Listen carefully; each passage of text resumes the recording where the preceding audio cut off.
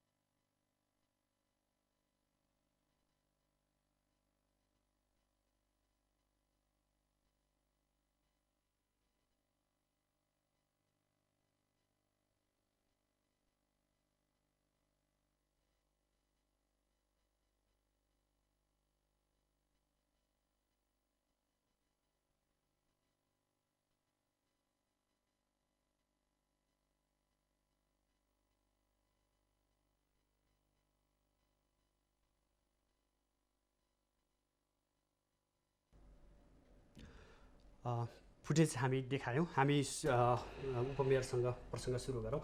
जसरी फुटेजमा पनि हामीले देख्यौँ, पछिल्लो केही दिनता काठमाडौँमा व्यापक मात्रामा चाहिँ सवारी साधनहरू प्रवेश गरिरहेको छ। यसले काठमाडौँ उपत्यका र समग्र तपाईँको महानगरपालिकामा के सुरक्षा देख्नुहुन्छ अथवा कस्तो चुनौती देख्नुहुन्छ? धन्यवाद प्रश्नलाई।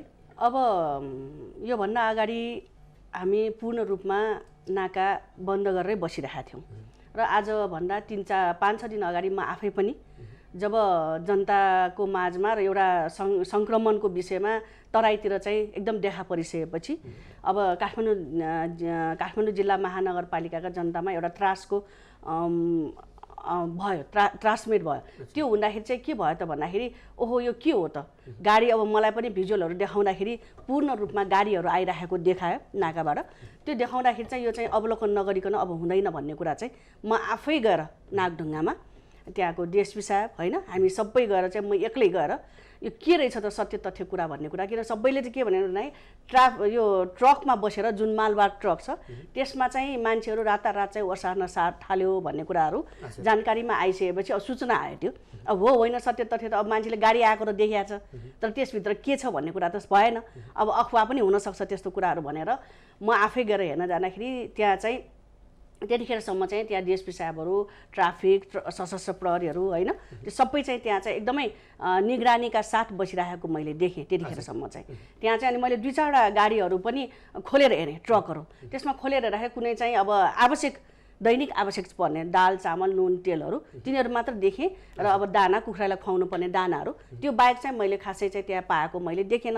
अनि नागढुङ्गाबाट त्यहाँ त्यति 1-1.5 घन्टा त्यहाँ अवलोकन गरिसकेपछि फेरि हामी यो धारिङको नाकासम्म त्यहाँ पुग्यौँ। त्यहाँ पुगिसकेपछि 2-4वटा अब पूर्ण रूपमा त म भन्दिनँ तर 2-4वटा चाहिँ मैले पनि गाडी फिर्ता पठाइदिएँ। किन त भन्दाखेरि अनावश्यक रूपमा काठमाडौँ छिर्न लागेको, के को लागि त भन्दाखेरि छोरीलाई लिन आएको होइन, के को लागि भन्दाखेरि मान्छे भेट्न आएको।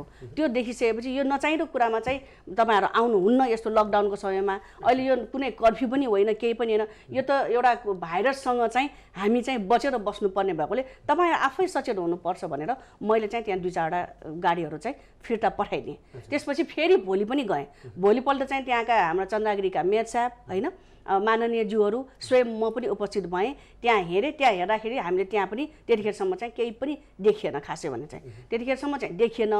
अब यो 2-4 दिन चाहिँ भयो अलिकति नेपाल सरकारले चाहिँ यो अब उद्योग धन्दाहरू चाहिँ खोल्न दिने भन्ने जुन सन्देशहरू पठाइसकेपछि प्रभाव भइसकेपछि चाहिँ अनि व्यापक रूपमा चाहिँ गाडीहरू चाहिँ अनेक किसिमको गाडीहरू पासलाई दुरुपयोग, सेतो गाडीको प्लेटलाई दुरुपयोग त्यो गरेको चाहिँ मैले आफैले अनुभव गरेँ।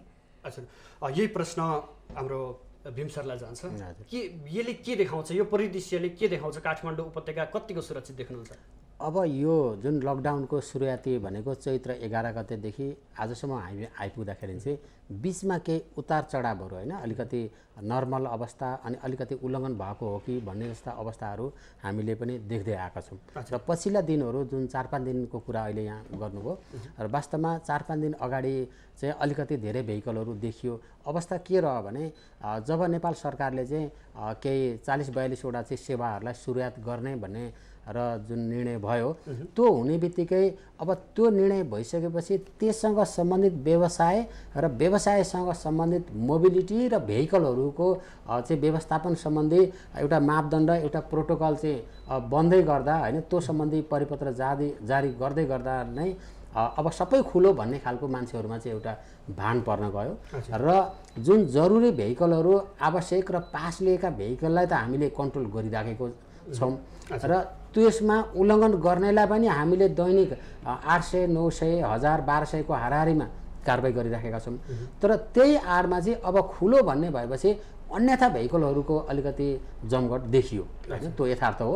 र नाकाबाट आउनेहरूको रेसियो पनि अलिकति बढ्यो। जुन पास लिएरै आएकाहरूसँग पनि अब भ्यालीभन्दा बाहिर सङ्क्रमण चाहिँ फैलिन थालेपछि सुरक्षित चाहिँ भ्यालीमा जानुपर्छ, त्यहाँ सुरक्षा छ भन्ने खालको मान्छे परेर केही सङ्ख्या चाहिँ मान्छेहरू आउन खोजेकै हो। र त्यसलाई चाहिँ रोक्नुपर्छ भनेर जब मान्छे त्यो भइसके पछाडि हाम्रो सक्रियता हामीले झनै बढाइयो होइन। र पहिलो कुरा चाहिँ भ्यालीको नाकाहरूलाई चाहिँ कन्ट्रोल गर्नुपर्छ भनेर उपत्यकाका सबै सुरक्षा प्रमुखहरू हामी सबै नाकाहरूमा चाहिँ हामी चाहिँ घुम्यौँ, त्यहाँको चाहिँ अनुगमन गरियो, त्यहाँकोलाई ब्रिफिङ गरियो र कतिपय नाकामा चाहिँ हामीले सुरक्षाकर्मी पनि थप गऱ्यौँ र उपमेयर साहबहरूले पनि त्यहाँ गएर हेर्नुभयो। र यसरी चाहिँ गर्दाखेरि चाहिँ यो जुन बढी चाहिँ पास भएका गाडी आएको देखेपछि गृह मन्त्रालयबाट पनि के भने जिल्ला प्रशासन कार्यालयहरूलाई तत्काल परिपत्रहरू भएको छन् कि अब त्यही जिल्लामै चाहिँ कन्ट्रोल गर्ने र बीचका ठाउँहरूको चेक पोइन्टहरू पनि कडाइका साथ चाहिँ त्यसलाई चाहिँ लागू गर्ने, त्यसलाई क्रियाशील बनाउने भनेर भनियो र त्योभन्दा अगाडि पनि नभएको भने भइरहेको। तर अहिले पछिल्ला दिनको मोबिलिटी जुन अलिकति बढेको हो कि भन्ने जुन हल्लाले पनि मान्छेलाई चाहिँ त्यसले चाहिँ अलिकति बढावा दिने चाहिँ एउटा भयो होइन। त्यो भएर त्यसलाई अहिले सबै अन्डर कन्ट्रोलमा छ र अहिले हिजो मात्रै पनि गृहले एक जिल्लाबाट अर्को जिल्लामा चाहिँ पास जारी नगर्ने, गर्नै पर्दा पनि यो प्रसङ्गमा हामी अहिले जाउँला। जसरी हामीले नागढुङ्गाको परिदृश्य देखाइरहँदा करिबन दिनमा चाहिँ 1000 सवारी साधनहरू उपत्यका भित्रिन्छ र त्यसमा एक गाडी बराबर 3 जना गऱ्यो भने पनि यहाँ हजारौँ सङ्ख्या पुग्छ होइन। यो प्रसङ्ग त उहाँहरू भित्रिसक्नुहुन्छ, उहाँहरू कसरी कहाँ बस्नुहुन्छ यो बारेमा तपाईँहरू अपडेट हुनुहुन्छ? अब यसलाई चाहिँ हामीले अहिले पछिल्ला दिनमा र सुरुवातीकै दिनबाट पनि हामीले के भने त्यहाँ भित्रिएका मान्छेहरूको नाम नामेसी विवरणहरू नाकामा राखिन्छ नम्बर 1 होइन।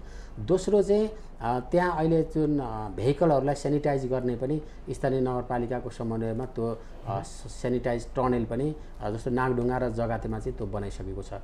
र अर्को त्यहाँबाट आएको मान्छेहरूको सम्बन्धमा हामीले त्यो विवरणहरूलाई चाहिँ ट्र्याकिङ गर्नुपर्दा चाहिँ ट्र्याकिङ हुने अवस्था पनि छ र सामान्य स्वास्थ्य परीक्षण गरेर इन्ट्री गर्ने व्यवस्था पनि मिलाइएको छ।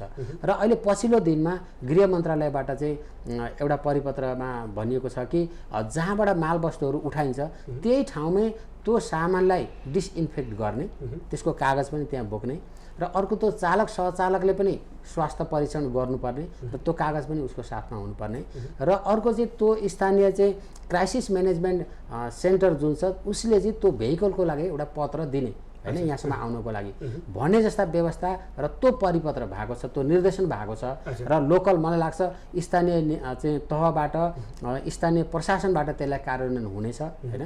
र यो समेत व्यवस्था भइसकेपछि र नाकाको सुरक्षा कडा भएपछि यो जुन सङ्क्रमणको कुरालाई हामीले चाहिँ एकदमै कडाइका साथ रोक्न सक्छौँ, रोकिराखेको पनि छ र यसलाई थप सुधार गर्ने कुराहरू पनि छन् जुन अहिले मैले भने त्यो खालको निर्देशनहरू कार्यान्वयन हुँदैछन्। कार्यान्वयन हुँदै गर्दाखेरि यसलाई हामीले रोक्न सकिन्छ।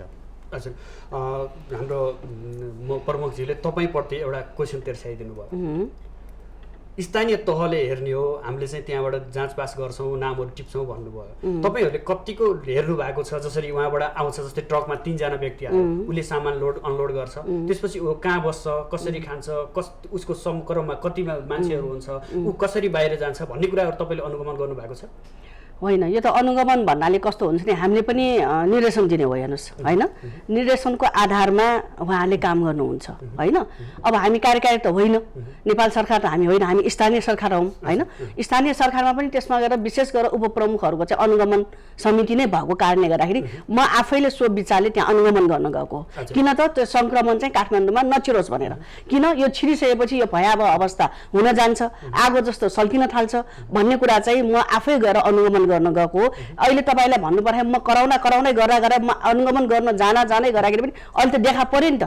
आखिरमा जुन मैले चाहिँ लिएको थिएँ त्यो टेन्सन आफूले होइन, अब काठमाडौँमा नछिरोस्, भक्तपुरमा नछिरोस्, ललितपुर उपत्यकामा नछिरोस् भनेको अब देखा पर्यो नि त। जुन म आवाजहरू आइरहेको थियो मेरो होइन, कमसेकम हामी यो 15-16 दिन 20 दिन चाहिँ हामीले मेहनतका साथ हरेक तह र तबकाबाट निकायबाट चाहिँ हामीले आफ्नो ठाउँबाट मेरो जिम्मेवारी हो भन्ने चाहिँ महसुस गरेर काम गरेको खण्डमा चाहिँ यो पूर्ण रूपमा चाहिँ निर्मूल पार्न सक्छौँ। तर अहिले तपाईँलाई भन्नु पर्दाखेरि भक्तपुरमा देखा पर्यो, काठमाडौँमा देखा पर्यो, यो कसरी भयो त? यो कसरी भयो? क्वेसन त्यहाँनिर छ के। हामीले निर्देशन दिँदै पनि यो भाइरस चाहिँ कसरी भित्र पस्यो, जबकि नाका चाहिँ करिकराउ गरेको छ रे। निकाय होला, सम्बन्धित निकाय होला, त्यो बुझ्ने प्रयास गर्नु भएन? तपाईँ बुझ्ने प्रयास होइन, बुझ्ने प्रयास मैले गरेँ। अब उहाँले भन्नुहुन्छ हामीले एकदम पूर्ण रूपमा चाहिँ नाका एकदम करिकराउका साथ हामी अगाडि बढेका छौँ। तर यो कस्तो भयो त भन्दाखेरि मालबाट चाहियो, खानेकुरा पनि हामीलाई भित्रिनै पर्यो, नत्र काठमाडौँ त भयावह अवस्था हुन जान्छ। तर त्यसमा भित्रिँदै गर्दाखेरि जुन हाम्रो खलासी हुन्छ होइन, ड्राइभर हुन्छ, उहाँहरूको चाहिँ पूर्ण रूपमा टेस्ट गरेर मात्र भित्र छिराउनु पर्छ। तर यो कसरी आयो भन्ने कुरा चाहिँ अब चोरी बाटो पनि देखायो अहिले। हिजो अस्तिदेखि चाहिँ सुरुवात मैले देखेँ कि नाकाबाट चाहिँ थानकोटबाट नआइकन फेरि अर्कै ठाउँबाट चाहिँ चोरी बाटो पनि आयो भन्दाखेरि अब चाहिँ हामीले गर्नुपर्ने अवस्था कस्तो देखियो भन्दाखेरि नाका पूर्ण रूपमा वरिपरि अब जस्तै ठाउँ ठाउँमा पुलिस त उभ्याइदिया छ, नभए होइन सशस्त्रहरू पनि हुनुहुन्छ, सबैले आफ्नो आफ्नो ठाउँमा गरेको छ। तर यहाँ राख्नु भन्दा पनि नाकामा चाहिँ कडी कराउका साथ होइन टेस्ट गर्नेहरू पनि सबै उहाँलाई चाहिँ पूर्ण रूपमा दिएर र कोही मान्छे छिरेछ भने चाहिँ उहाँलाई चाहिँ पूर्ण कडी कराउका साथ चाहिँ फिर्ता पठाउने किसिमले नै हामीले गर्नुपर्छ। जस्तै मैले तपाईँलाई अस्ति म नागढुङ्गाबाट फर्केर आइसकेपछि 11 बजे म तपाईँलाई भन्नु पर्दाखेरि खाना नुहाउन मात्र सिद्धेको थिएँ, त्यहाँ एउटा फोन आयो मलाई 23 वडाबाट त्यहाँका जनताले, उपमेयरज्यू यहाँ चाहिँ सेतो प्लेट युज गरेर मान्छेहरू भित्रेको छ भन्न भन्यो, जबकि त्यो चाहिँ तराईबाट आएको रहेछ मलङ्गवा भन्ने ठाउँबाट। तर त्यहाँकै जनताहरू सचेत भएर चाहिँ जनताले चाहिँ उहाँलाई चाहिँ तुरुन्त मलाई खबर गर्नुभयो, मैले काठमाडौँका एसएसपी साहबलाई खबर गरेँ, उहाँले तुरुन्त डिएसपीलाई पठाएर उहाँलाई चेक गराएर अनि फेरि जहाँबाट आएको त्यतै फिर्ता पठाउनु भयो। त्यसैले उहाँलाई चाहिँ अब यसरी आउन दिनु हुँदैन, माथिबाट प्रेसर गर्यो भन्दैमा प्रेसर पनि गर्नु भएन। अब मन्त्रीको फोन आउने उहाँलाई यो पठाइदिनु भन्ने, अब मेरै फोन गए पनि हुँदैन, उपमेयरज्यू तपाईँ आफै पनि यसमा लागिरहेको हामी गर्न सक्दैन भनेर भन्नु, यसमा हामीलाई दुःख मान्नु हुँदैन। तर यो चाहिँ अरू होइन, यो चाहिँ भाइरस हामीलाई नभित्राउनुको निमित्त नै हामीले चाहिँ यो काम गरे हौँ र जनताले पनि यो कुरा महसुस गर्नु पर्यो, बुझ्नु पर्यो, आफ्नै ठाउँबाट चाहिँ सचेत हुनु पर्यो। अच्छा भीम सर, तपाईँहरूले सवारी दुरुपयोग रोक्न नसकेको हो त? होइन, त्यस्तो होइन। दुरुपयोग सवारी दुरुपयोग रोक्ने भन्नाले अब हामीले चाहिँ लकडाउनको जुन मापदण्ड छ होइन, लकडाउन गर्दाखेरि हामीलाई जुन म्यान्डेट दिएको छ त्यो बमोजिम हामी एकदमै सफल भइराखेका छौँ। हामीले त्यो बमोजिम काम गरिराखेका छौँ कि हामीले सफलका सूत्रहरू के के सफल 1 2 3 बताइदिनुस्। अब 1 2 3 भन्दा पहिलो कुरा भनेको हामीले नागरिकलाई सुरुवातीका दिनमा एकदमै सचेत बनाउने सबै खालको उपायहरू गर्यौँ, नम्बर 1। दोस्रो भनेको हाम्रो जनशक्ति जो ट्राफिक छ, सिभिल प्रहरी छ र प्लस हाम्रो चाहिँ अब आर्म पुलिस छ, सबैले चाहिँ कतिपय ठाउँमा संयुक्त रूपमा र कतिपय ठाउँमा सिङ्गल रूपमा चेक पोइन्टहरू राखेर 24 घण्टा हाम्रो अधिकृत जवानहरू सडकमा छ होइन, यो यसलाई रोक्नको लागि। तेस्रो कुरा भनेको हामीले सरकार निकायसँग समन्वय एकदमै गरिराखेका छौँ कि यो चाहिँ हामीले गर्न नहुने काम रहेछ भनेर हामी पछि हटेको छैनौँ, कि हामीले हाम्रो म्यान्डेटभित्र नपरेका काममा पनि हामी लागेका छौँ होइन। अनि अर्को चाहिँ जुन पछिल्ला आवरमा चाहिँ लकडाउनसँग सम्बन्धित कतिपय एक्टिभिटिजहरू बढिराखेको छ। जस्तो यहाँलाई भनौँ कि अब नागरिकलाई टोल टोलमा चाहिँ किनमेलको सामान पुर्याउन गाडीहरू घुमेको छ होइन। अब स्थानीय तहबाट चाहिँ विभिन्न ठाउँमा राहत वितरणको कार्यक्रमहरू भइराखेको छ। अब नेपाल सरकारबाट निर्णय भएर कतिपय विकास आयोजनाका कामहरू भइराखेको छ होइन। अनि त्यस्तै गरिकन चाहिँ अब यो यी लगायतका जति पनि एक्टिभिटिज अहिले बढेको छ र पछिल्लो आवरमा जो 42 वटा चाहिँ सेवाहरू चाहिँ खोल्न दिने चलाउने भन्ने कुरा पनि छ। अब यी सबैले चाहिँ मोबिलिटीमा चाहिँ जुन उतार चढाव आएको छ त्यसलाई अन्डर कन्ट्रोलमा हामीले राखेका छौँ होइन। सबैलाई जति मोबिलिटी हुन्छ त्यसको पास चेक गर्ने, त्यसको चाहिँ अधिकार के छ त्यो हेर्ने र अनावश्यकलाई चाहिँ हामीले रोक्ने कामहरू गरिराखेका छौँ होइन। यही बिचमा तपाईँले पासको कुरा गर्दै गर्दा जिल्ला प्रशासन कार्यालयको पास अनिवार्य भनिएको छ, तर एउटा सामान्य वडा अध्यक्षको, गाउँपालिका अध्यक्षको, सचिवको अथवा चाहिँ त्यहाँ पदाधिकारीको पनि पास लिएर भित्रिएको देखियो, हामीसँग त्यो प्रमाणहरू पनि छ होइन। तपाईँहरूले यसलाई किन कडाइ गर्न सक्नु भएन कि तपाईँहरू पनि कतैबाट निर्देशित हुनु पर्यो? कसैले त तपाईँहरूलाई टेलिफोन गरेर यो व्यक्ति मेरो मान्छे हो यो छोडिदिए भनेको हुनु पर्यो, नभए चाहिँ तपाईँहरूले चाहिँ जुन निर्देशिका हो, जुन प्रशासनको हो, त्यो बाहेक अरू पासहरूलाई किन छोडिरहनु भएको? अरू पासलाई छोडेकै छैन हामीले तपाईँलाई डाटा भनौँ, अहिलेसम्म हामीले चाहिँ लकडाउनदेखि हालसम्म 27,000 जति भेहिकलहरू कारबाही गरेका छौँ होइन। दिनमा 1500-1600 मान्छेहरूलाई चाहिँ होल्ड गरिएको छ कारबाही स्वरूप। र पासकै दुरुपयोगको कुरा गर्नुहुन्छ भने हामीले 2300 भन्दा ज्यादा पासहरू चाहिँ दुरुपयोग भएकोलाई चाहिँ होल्ड गरेका छौँ, कारबाही गरेका छौँ। र सबै चाहिँ युनिटहरूमा जुन जिल्ला प्रशासनबाट आएको, जुन गृहबाट हामीलाई जुन निर्देशन छ होइन, जिल्ला प्रशासनबाट जुन पासको कुरा छ अनि त्यस्तै चाहिँ कतिपय अवस्थामा यस्तो कागजलाई पनि मान्यता दिने भन्ने जुन निर्देशन छ गृहबाट, त्योभन्दा बाहेकलाई हामीले टोटली रोकेका छौँ होइन। अब कतिपय अवस्थामा अत्यावश्यकीय मान्छेहरू जो चाहिँ एकदमै तुरुन्तै हस्पिटल लानुपर्ने हुन्छ होइन, सुत्केरीको केसहरू हुनसक्छ या चाहिँ डायबिटिजको या अन्य चाहिँ त्यस्तो चाहिँ गम्भीर केसहरूको सम्बन्धमा जस्तो हाम्रै फोनमा चाहिँ नागरिकले फोन गरेर हामीले त्यसलाई सहजीकरण पनि गरेका छौँ। तर एउटा के चाहिँ भने जति मोबिलिटी जुन अहिले चाहिँ नेपाल सरकारबाट आर्थिक एक्टिभिटिज बढाउने सिलसिलामा र अन्य कुराहरूको सिलसिलामा र नागरिकलाई चाहिँ सहज सुविधा दिनको लागि चाहिँ कतिपय सेवाहरू सञ्चालन गर्ने जुन निर्णय भएको छ त्यसलाई चाहिँ त्यसको म्यान्डेटमा बसेर हामी काम गरिरहेका छौँ र हाम्रो तर्फबाट सकेसम्म कमी कमजोरी नहोस् भनेर हामी लागेका छौँ। अब हालाकि जस्तो उपत्यका भित्रिने सवालमा अब यो पछिल्ला 2-4 दिनमा अलिकति ज्यादा चाहिँ मान्छेहरू चाहिँ के भने उत्साहित भएको हैन, अरू जिल्लाबाट यहाँ पस्न खोजेको कुरा जुन छ अब त्यसलाई अहिले पछिल्लो आवरमा हामीले जनशक्ति थपेका छौँ, कतिपय ठाउँमा चाहिँ चेकपोस्ट नै थप गरेका छौँ हैन, र त्यसलाई चाहिँ 24 घण्टा निगरानी गरेका छौँ र यी सबै कुराहरू गरेर हामीहरू लागेका छौँ र हामीलाई लाग्छ यो हामीले लागेको कुरालाई नागरिकले देख्नु भएको छ, उहाँहरू पनि पोजिटिभ हुनुहुन्छ र भोलिका दिनमा आउने चुनौतीलाई पनि हामी कसरी जाने भन्ने कुरामा हामी तयारीका साथै अगाडि बढेका छौँ। त्यसैले हाम्रो यसमा चाहिँ हामी कुनै कमी कमजोरी बेगर हामी अगाडि बढेका छौँ। हजुर, अब जस्तै आज पनि निर्देशन छ भोलिदेखि चाहिँ थप यातायात प्रवेश एक जिल्लादेखि अर्को जिल्लासम्म जान प्रवेशमा रोक लगाउने र कडाइका साथ पालना गर्ने भनिएको छ। उपमेयरज्यू भनिदिनुहोस् अब के कुरामा कडाइ गर्यो भने काठमाडौँ उपत्यका सुरक्षित रहन्छ? हिजो मात्रै भक्तपुरमा 2 जना काठमाडौँमा 1 जना कोरोना सङ्क्रमित देखिसकेपछि अब के गर्नुपर्छ? राज्य सरकारले त भनेको छ जुन एक जिल्लाबाट अर्को जिल्लामा जान प्रवेशमा कडाइ गरिदिनुहोस् भनेको परिपत्र जारी गरेको अवस्थामा अब काठमाडौँ सुरक्षित हुनको लागि के गर्ने बुदागत रूपमा भनिदिनुहोस्। होइन, काठमाडौँ सुरक्षित रहनलाई केही पनि गर्नु परेन हेर्नुहोस् होइन, हामी अब अहिले जनप्रतिनिधि र स्वयं पनि छ हैन, यो स्थानीय सरकार भएको कारणले ठाउँमा अहिले हरेक जिल्लामा चाहिँ त्यही स्थानीय सरकारलाई निर्देशन दिनु पर्यो, मेयर उपमेयर हैन, उहाँलाई चाहिँ परिपत्र पठाएर पुरै नाकामा चाहिँ सबै के भन्छ भनौँ न ट्राफिक भयो, अब नेपाल सरकारका प्रहरीहरू भयो, सशस्त्रहरू भयो, स्थानीय सरकार सबै मिलेर नाकालाई चाहिँ पूर्ण रूपमा चाहिँ लक नै गर्ने किसिमले हैन, त्यहाँ चाहिँ उहाँले भने जस्तै अझ अर्को थपेर हुन्छ कि हैन, अझ हामी उहाँहरूसँग किनभने अब त धेरै निकायहरू छन् नि त, पहिला जस्तो त होइन, त्यसकारण पूर्ण रूपमा अझ मैले त यतिसम्म भनेको छु काठमाडौँ पूर्ण रूपमा खोल्ले पनि हुन्छ होइन, यहाँ काम गर्नलाई सुरक्षित दिए पनि हुन्छ किन काठमाडौँ सुरक्षित नै छ, खालि बाहिर जिल्लाबाट आउने व्यक्तिलाई मात्र हामीले रोक्न सक्नु पर्यो मेन कुरा चाहिँ होइन। अहिले तपाईँहरूलाई जुन टेस्टहरू गरिरहेको छ नि, काठमाडौँमा 1 जना देखा पर्यो, भक्तपुरमा 2 जना, उहाँहरू कसरी त्यो भाइरस लिएर आए त भने उहाँहरू तराईबाट छिर्नु भएर छ भनेपछि त नाका यदि चाहिँ सुरक्षित रूपमा चाहिँ हामीले ठाउँमा पूर्ण रूपमा जनशक्ति पूर्ण रूपमा दिएको खण्डमा यो काठमाडौँ भक्तपुर ललितपुर खोलेर केही डराउनु परेन, तर मेन चाहिँ नाका पूर्ण रूपमा बन्दै हुनु पर्यो र त्यसमध्येमा चाहिँ खाद्यान्न मात्र भित्राएर होइन। अहिले यो भन्नु पर्दाखेरि तपाईँलाई उद्योग धन्दा पनि अहिले तुरुन्त खोल्नुपर्ने आवश्यकता छैन, मान्छे अब जनतै केही भइदियो भने यो उद्योग धन्दा खोलेको के मतलब भएर होइन। जस्तो नेपाल सरकारले 2-3 दिन 4-5 दिन अगाडि हामी उद्योग धन्दा खोल्छौँ होइन, अगाडि बढाउँछौँ, अब मजदुरहरूलाई भित्राउँछु भनेपछि त यो भयावह अवस्था देखेको हो नि त। अहिले त सबै काठमाडौँका मान्छेहरू काठमाडौँ भक्तपुर ललितपुर त्रसित छन् अहिले होइन, त्रसित भइसकेका छन्।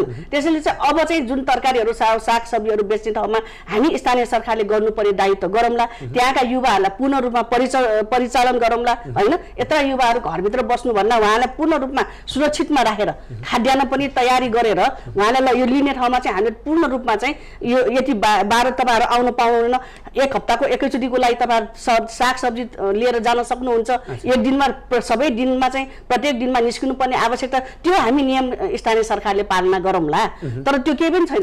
तर मेन चाहिँ नाका कडी हुनु पर्यो।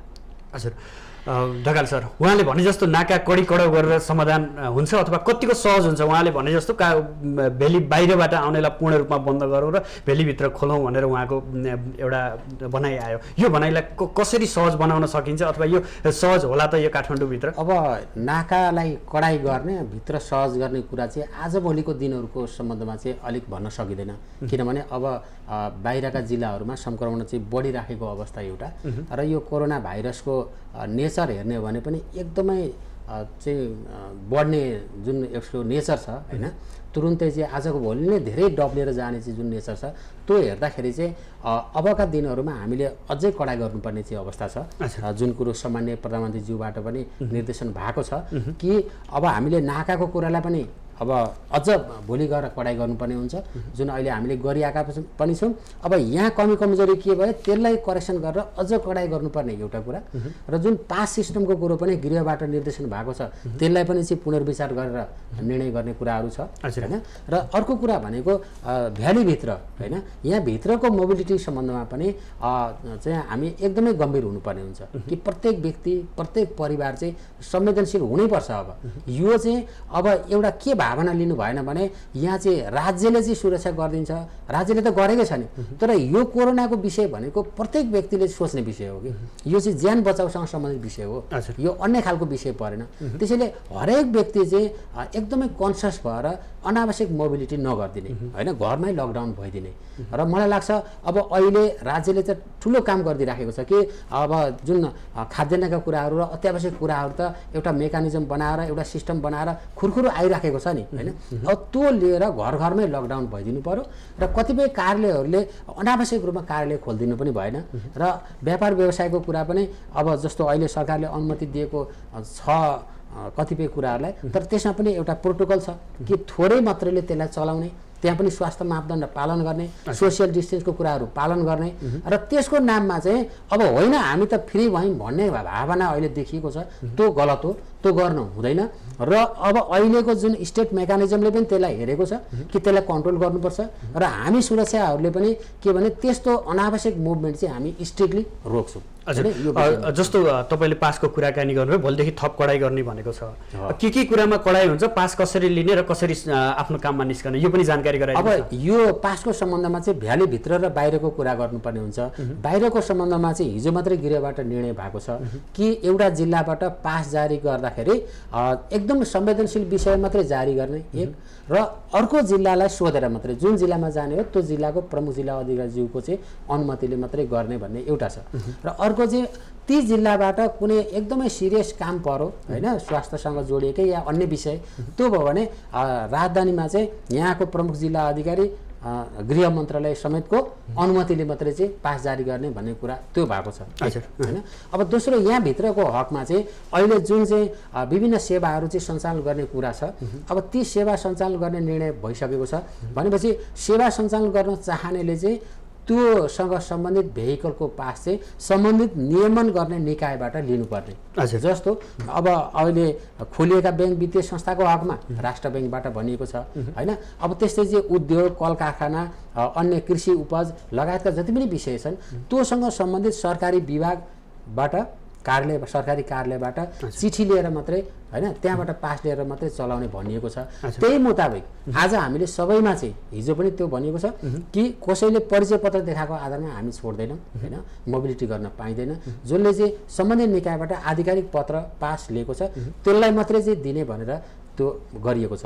र दुई चार दिन अब एक दुई दिन पछाडि चाहिँ यहाँ दिएका पासहरूलाई पनि पुनर्विचार गर्ने भन्ने कुरा चाहिँ गृह मन्त्रालयबाट भएको छ। यस विषय पनि चाँडै निर्णय हुने चाहिँ हामीले सोचेका। हजुर, आजको विषयलाई लिउँ। तपाईँ यहाँभित्र अथवा हामीसँग आउनु पूर्व कतिवटा सवारी साधनलाई आज कारवाही गर्नुभयो र के छ पछिल्लो अपडेट बताइदिनुहोस्। पछिल्लो अपडेट भन्दा मैले यहाँलाई अघि पनि भने हामीले 3-4 दिनको चाहिँ दौरान हेर्ने हो भने अब अस्तिभन्दा हिजो र हिजोभन्दा आज कडा भइराखेको छ र आज भेहिकलहरू पनि कमी छन्। र अहिले म आउने टाइममा मात्रै 875 भेहिकलहरू चाहिँ अहिले चाहिँ हाम्रो चाहिँ अन्डर कन्ट्रोल भएको छ, त्यतिलाई कारवाही गरेका छौँ जसले उल्लङ्घन गरेको छ होइन। र अब भरे बेलुकासम्म मलाई लाग्छ 1200-1300 भेहिकलहरू चाहिँ होल्ड हुन्छन्, कारवाही हुन्छन्। र त्यस्तै अन्य जथाभावी चाहिँ मुभमेन्ट गर्नेहरूलाई पनि होल्ड गर्ने कामहरू पुलिसले गरेको छ। र आम पब्लिकमा अब यहाँहरू जस्तो मिडियाले पनि सन्देश पुर्याउनु भएको छ कि अब कडा हुँदैछ भन्ने कुराहरू त्यो उहाँहरूमा पनि परेको छ। र यहाँ मार्फत उहाँहरूलाई पनि म के अनुरोध गर्छु भने कि तपाईँहरू ननिस्किदिनुहोस्, बन्दै ननिस्किदिनुहोस् कि यो लकडाउन भनेको लकडाउनकै रूपमा लानुपर्ने हुन्छ। र त्यो चाहिँ सरकारबाट सामान्य प्रधानमन्त्रीज्यूबाट पनि त्यो निर्देशन भएको छ। र प्रधानमन्त्रीज्यूबाट भएको निर्देशन भनेकै सबैको नागरिकको रक्षाको लागि हो, त्यो कुरा चाहिँ सबैले बुझिदिनुहोस् भनेर म अनुरोध पनि गर्दछु। र हामी एकदमै कडाइका साथै छौँ र भोलि पर्सिका दिनमा पनि त्यही किसिमले हामी अगाडि बढ्छौँ। अच्छा, उपमेयरज्यू, अब अलिक फरक प्रसङ्गमा जाउँ। समग्र रूपमा लकडाउन पछि महानगरले कसरी काम गरिरहेको छ, यो भित्रका संयन्त्रहरू कसरी परिचालित भएका छन् र पदाधिकारीहरू कसरी खटिरहनु भएको छ? अब लकडाउन भएको आज झन् 52 दिन भइसकेको छ होइन। पहिलो जो सुरुमा त हामीले प्रत्येक वडामा 1 देखि 32 वडामा वडाको लागि जनप्रतिनिधिहरूलाई चाहिँ परिचालन गऱ्यौँ र त्यहाँ चाहिँ अब हेल्थ टेस्टहरू राख्ने प्रत्येक वार्डमा होइन।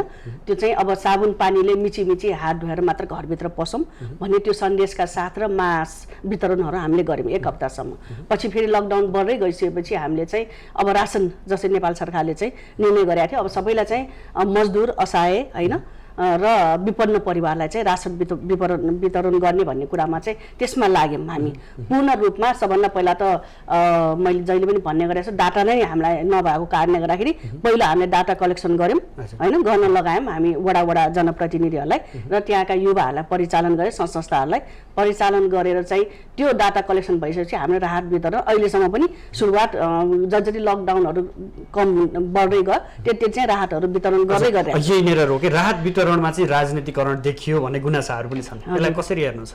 अब यसमा अब गुनासा त अब आइहालिन्छ होइन, अब नआउने भन्ने कुरा छैन। राहत जस्तो कुरो हो सबैलाई 100% को हातमा पुर्याउन नसक्ला किनभने यो अब इमिडिएटली यो भाइरस यसरी सङ्क्रमित चिज चाहिँ यसरी चाहिँ फैलेर आउँछ भनेर कसैले पनि सोचेको थिएन। हामीसँग पहिला नै प्री प्लानहरू पनि थिएन होइन। त्यसकारण चाहिँ मेन चाहिँ हामीसँग डाटा नभएको कारणले गर्दाखेरि यो गुनासो हुनु स्वाभाविक पनि हो। त्यसैले चाहिँ अब सबैको हातमा नपुगे पनि हामीले यो राहत चाहिँ सबैको विपन्न र यो असहाय होइन त्यसपछि आएर यो के भन्छ मजदुरहरूको हातमा चाहिँ पुग्नुपर्छ भनेर हामीले त्यो निर्देशनै दिएको कारणले गर्दाखेरि चाहिँ एउटा के छ भने यो राहत चाहिँ अहिलेको समयमा राजनीति गर्ने समय होइन र नेपाल सरकारको निर्देशन चाहिँ के छ भने राष्ट्रिय लेभलका राष्ट्रिय पार्टीलाई पनि समावेश गरेर तपाईँहरूले चाहिँ उहाँलाई पनि मिटिङमा इन्भल्भ गराएर अगाडि बढुन् भन्ने कुरा चाहिँ हामीले निर्देशन दिएको थिएँ। तर कतिपय चाहिँ जनप्रतिनिधिहरूले त्यो पालना चाहिँ नगरेको देखियो। त्यो देख्दाखेरि चाहिँ के भयो त भन्दाखेरि यहाँ राहत वितरण गर्दाखेरि कसैको पनि पकेटबाट होइन, यो हामी जनताले पनि बुझ्नुपर्ने आवश्यकताहरू छन्। यो तपाईँ हामीले नै ट्याक्सबाट तिरेको पैसाबाट होइन हामीले राहत वितरण गरे हो। त्यसकारण यसमा राजनीति गर्नुपर्ने आवश्यकता छैन। सबभन्दा त राम्रो सबैलाई इन्भल्भ गरेर लग्यो भने चाहिँ यसमा अझ राम्रो आउँछ, गुनासो आउँदैन भन्ने कुरा चाहिँ मैले पटक बोर्ड बैठकमा चाहिँ भनिराखेको छु। तपाईँले यसो भनिरहँदा मेयर र उपमेयर फरक दलको भएको कारण केही कुराहरू मिल्दैन, महानगरपालिकामा जहिले पनि ट्याङट्याङ भइरहन्छ भन्ने एउटा तपाईँहरूमाथि आरोप पनि छ। यो आरोपलाई कसरी पुष्टि गर्नुहुन्छ? होइन अब पुष्टि भन्नाले यस्तो छ, अब मेयर भनेको मेयर म सेकेन्ड म्यान हो हेर्नुहोस् होइन। तर म अलिकति चाहिँ कस्तो छ भने म आफूलाई वर्णन चाहिँ गर्न चाहन्न। त्यो त अरूले भनिन्छ होला कतिको एक्टिभिटी छ भन्ने कुरा चाहिँ। इमिडिएटली देशले के मागेको छ, काठमाडौँ महानगरपालिकाले के मागेको छ त्यसमा एक्सनमा चाहिँ म तुरुन्त गइहाल्छु। त्यसमा चाहिँ मेरो दुई मत छैन होइन। जस्तै अहिलेको यो कोरोना भाइरसको विषयमा अहिले हामी चुप लाएर कोठाभित्र बस्ने होइन। जनताले हामीलाई किन अहिले जनप्रतिनिधि जिताएर पठाएको त भने अहिले चाहिँ देखाउने समय हो।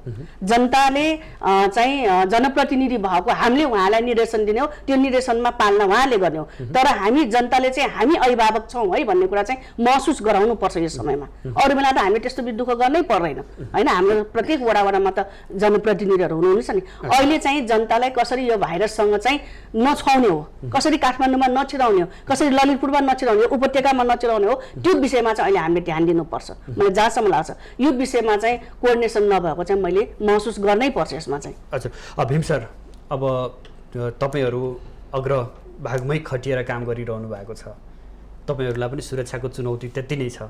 कसरी निर्देशन दिनुभएको छ, जस्तै सुरक्षाका उपायहरू कसरी अवलम्बन गरिरहनु भएको छ?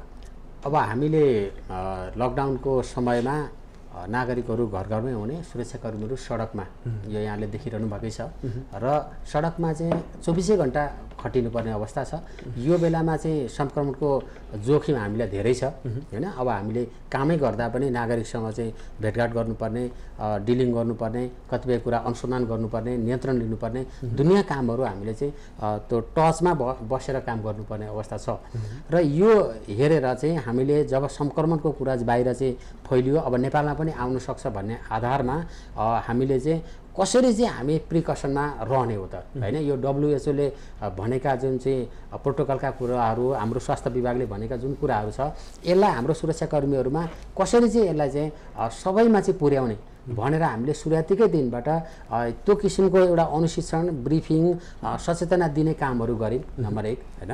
अनि त्यस्तै अब काम गर्दाखेरि कसरी गर्ने हो त हैन ड्युटीमा खटिँदाखेरि भन्ने कुरालाई पनि हामीले सुरुवातीकै दिनबाट चाहिँ त्यसलाई चाहिँ म्यानेज गर्दै आएका छौँ। जस्तो अहिले हामीले चाहिँ 2 मिटरको डिस्टेन्समा बसेर मात्रै चाहिँ अब काम गर्ने, कसैसँग चाहिँ बोल्नु पर्दा केही कामहरू गर्नुपर्दा अनि मास्क लगाउनु पर्ने, सेनिटाइजर युज गरिरहनु पर्ने हैन, पन्जा लाउनु पर्ने, चस्मा पनि लगाएको हुन्छ हामीले भने चाहिँ यी काम गर्दाका बखतमा ध्यान दिनुपर्ने कुरा र अनि ब्यारेकमा रहँदा पनि कसरी भन्ने कुरा त्यसलाई पनि हामीले म्यानेज गरेको छौँ कि हरेक चाहिँ ब्यारेकहरू 1 मिटरको डिस्टेन्समा चाहिँ खाटहरू राख्ने अनि खाँदा पनि त्यही किसिमको डिस्टेन्समा मेन्टेन गर्ने अनि हाम्रो स्वास्थ्य उपचारको कुराहरूलाई पनि हामीले ध्यान दिएका छौँ कि जस्तो चाहिँ हामीले अब महाशाखामै हाम्रो चाहिँ एउटा स्वास्थ्य सम्बन्धी एउटा युनिट नै छ। त्यहाँनिर बारम्बार सबैको स्वास्थ्य चाहिँ हेरचाह गरिरहने कुराहरू अनि गेटमा चाहिँ हाम्रो जति पनि युनिटहरू छ साबुन पानीले हात धुने व्यवस्था मिलाइएको छ सबैतिर हैन। हजुर अनि मैले यहीँनिर रोकेँ जस्तो तपाईँले यो प्रक्रियागत रूपमा बताइरहँदा मानसिक रूपमा पनि यो अवस्थामा मानसिक रूपमा पनि केही कमजोर हुने अवस्था हुनसक्छ। यो विषयमा तपाईँहरूले ध्यान पुर्याउनु भएको छ कि? यो एकदम अहिले चाहिँ यहाँलाई म भनौँ कि हामी सुरक्षाकर्मीहरू जति पनि हामी कमान्डर लेभल र तल्लो लेभलसम्मको चाहिँ सबैजना हामी छौँ। हाम्रो एउटा भावना चाहिँ के छ भने कि परेको बेला हामीले चाहिँ एकदमै गर्नुपर्छ हैन, राष्ट्रको लागि परेको बेला हामी चाहिँ ज्यान दिएर गर्नुपर्छ र हाम्रो नेपाल पुलिसकै इतिहास तपाईँ हेर्नुहोस् कि कति संवेदनशील अवस्थामा हामी खटेका छौँ हैन। द्वन्द्वकालकै कुरा हेर्नुहोस्, भूकम्पकै बेलामा चाहिँ हेर्नुहोस् र अहिले पनि यो एउटा महाविपद हो र यो महाविपदमा चाहिँ हामी अधिकृतदेखि जवानसम्ममा यो विपत्तिको बेला हामी लाग्नै पर्छ भन्ने किसिमको एउटा जिन चाहिँ हामीसँग छ हैन, प्रत्येकमा त्यो छ। त्यही भएर पनि तपाईँले कतिपय ठाउँमा चाहिँ मैले फिल्डमा घुमेर हेर्दा पनि अधिकृत जवानहरूमा चाहिँ कामको सिलसिलामा उनीहरू चाहिँ त्यो सोसल डिस्टेन्सको कुरा भुल्छ किनभने उनलाई त्यो भावना हुन्छ। त्यसैले समग्रमा त्यो भावना छ कि कोही पनि चाहिँ के भने यो बेलामा हामी जोगिने कुरा छ जोगिँदै तर हामी केही न केही गर्नुपर्छ नागरिकको लागि भन्ने आम भावना छ र त्यो भावनालाई चाहिँ बढाउनको लागि चाहिँ हाम्रो अब आइसाबाट पनि त्यो खालको निर्देशनहरू भइराखेको छ। गृहमन्त्रीज्यूबाट हैन, सामान्य प्रधानमन्त्रीज्यूबाट भएको छ र हाम्रो तलको कमान्डर लेभलबाट पनि आफ्नो मातहतको लागि त्यो खालको चाहिँ ब्रिफिङहरू भइराखेको छ र दिनैपिछे हामीले त्यो ब्रिफिङहरू गर्ने र उनीहरूको समस्याहरू चाहिँ सुन्ने, त्यसको समस्यालाई चाहिँ समाधान गरिदिने र यो अभियानमा हामी एकजुट भएर लाग्नुपर्छ भन्ने चाहिँ त्यो निर्देशन दिने त्यो भावना चाहिँ हामी बोकेर अगाडि बढेका छौँ। अन्तमा मेयरज्यू अब हामी कार्यक्रमको अन्तमा पनि आइपुगेका छौँ। अब महानगरपालिकावासीहरूलाई के भन्नुहुन्छ 2 शब्दमा? अच्छा धन्यवाद। महानगरपालिकाको बासिन्दालाई म यति मात्र भन्न चाहन्छु, हाम्रो एउटा स्लोगन छ बचौँ र बचाउँ भन्ने कुरा चाहिँ यो कुनै महामारी हामी आफैले यसलाई चाहिँ लडेर यसलाई चाहिँ सङ्क्रमणलाई यो भाइरसलाई लडेर हामी जित्न सक्छौँ।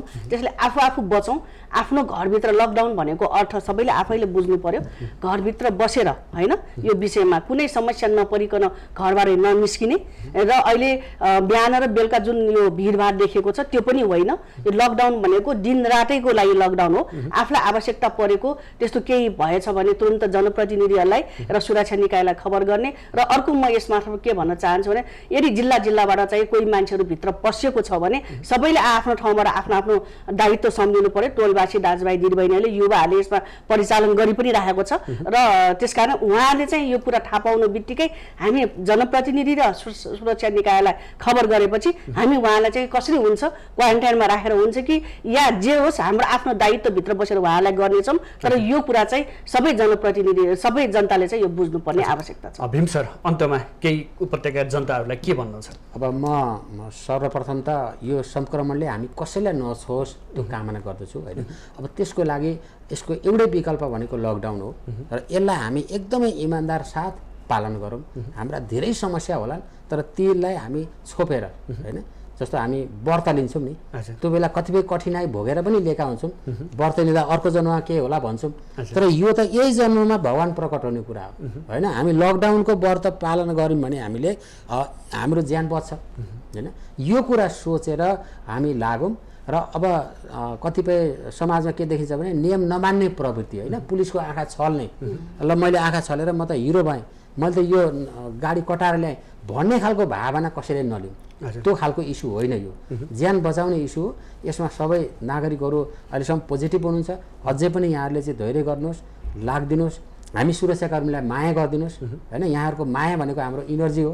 त्यसकारण त्यो गरेर हामी एकअर्कामा समन्वय गरेर जस्तो स्थानीय तहसँग हाम्रो राम्रो समन्वय भइराखेको छ र हामी त्यो समन्वयलाई बलियो बनाएर सङ्क्रमणबाट हामी बचाउने ड्युटीमा हामी लागेको छौँ र नागरिकहरूले आफूले पनि यो कुरालाई चाहिँ पालन गर्नुहोस् र हामी सुरक्षित हौँ भन्ने म कामना गर्दछु। अच्छा दर्शकबिन्द हाम्रो आतिथ्यलाई स्वीकार गरेर स्टुडियोसम्म यो बावजुद यो समयको बावजुद पनि आइदिनु भयो, कठिन अवस्थामा पनि स्टुडियोसम्म आइदिनु भयो, त्यसको लागि दुवैजनालाई धन्यवाद। धन्यवाद।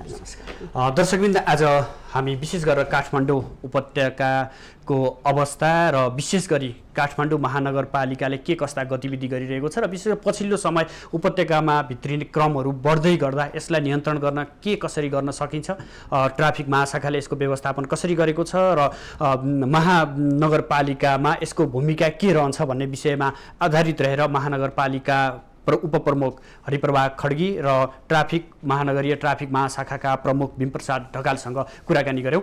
हामी निरन्तर कोरोना अपडेटमा रहेर तपाईँहरूलाई विविध जानकारी गराउने नै छौँ। अहिले भने पालो भएको छ विश्रामको। 10 मिनट पुग्यो।